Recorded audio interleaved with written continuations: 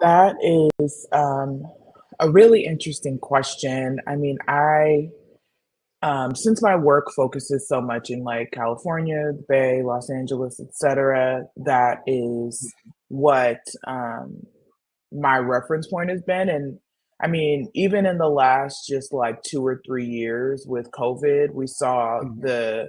an increase in homicides that like the nation had not seen before. It like went up 30%, most of that impacting Black folks in poor communities. And I mean, I feel like some of it, I'm sure, has to do with like levels of incarceration, like the generation of like 20-year-olds, 23, 24-year-olds now who are like in that most at-risk category.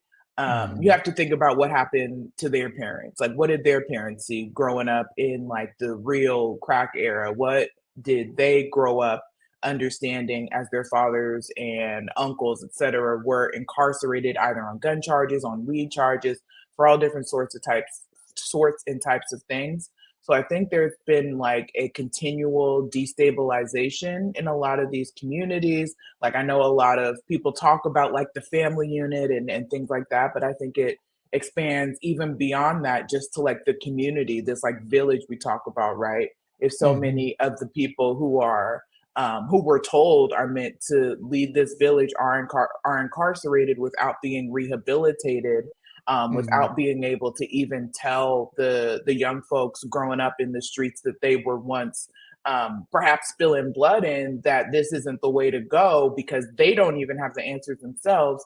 Then we Mhm. unfortunately end up with like a new generation of horribly misguided youth who through popular images like you mentioned come to Mhm. see guns as an extension of their manhood. And that's just not Black boys, that's just not Black people. Like the Mhm. US loves guns.